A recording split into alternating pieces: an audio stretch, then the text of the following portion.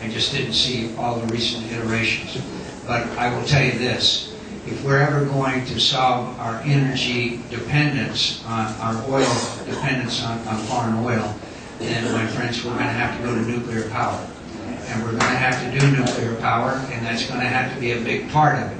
And we're going to have to go to all these other alternate energy sources, and none of us here is against wind or solar or all those. But right now, we have got to go to nuclear power, and we're going to have to push technologies, and we're all going to have to conserve some, which we can, and we're going to have to go to hybrid cars, and we're going to go to, I'm just out of curiosity, I have to show hands, if I could tell you that I could sell you an inexpensive automobile, in it a battery that would take you 200 miles before you had to plug it in, would you consider buying it?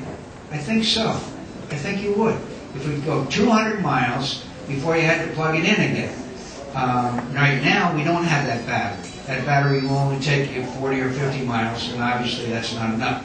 So we're going to have to get that. It might be the phone.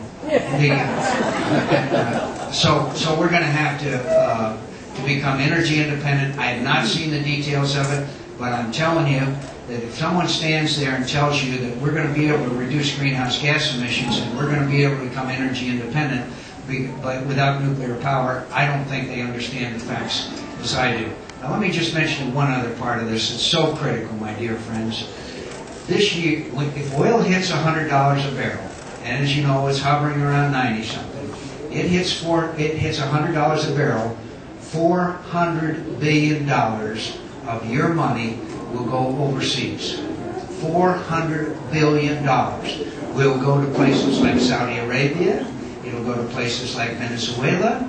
It'll go to places where the oil-rich countries, and you know what they're doing with that money? Some of that money, not only buying our country, but some of that money is going to fund terrorist organizations that we're fighting against. So it is a national security issue. My answer to you, sir, I haven't seen the details of it, but oil independence on foreign oil would be a top priority of my administration, and I believe any country that can put a guy on the moon can become independent of foreign oil. Thank you.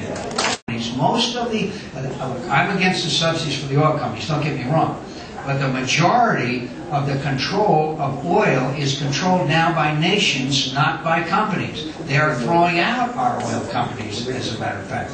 And they are artificially setting the price of oil because of the demand. And I'll tell you another reason why the demand is going up is because China and India are increasing. And so therefore, the prospects of the price of oil ever really going down are very minimal in my view. That's why we've got to get independent of foreign oil. And if we did that, then you wouldn't care very much what those oil companies do. Is that justified? Nothing is justified, but it's the world. No, it justifies the excess profit that all these big No, sir. companies are making. No, sir, it does not. Every quarter It does not.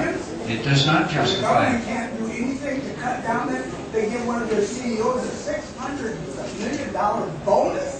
Sir, I can only repeat to you, it won't happen on my watch. Okay? I thank you, sir, and I understand your frustration. I really do. The middle class can't keep paying this price for all this. Sir, as you may have noticed, what would it do to our what does it do to our economy when $400 billion of our hard-earned dollars goes overseas just to pay for oil?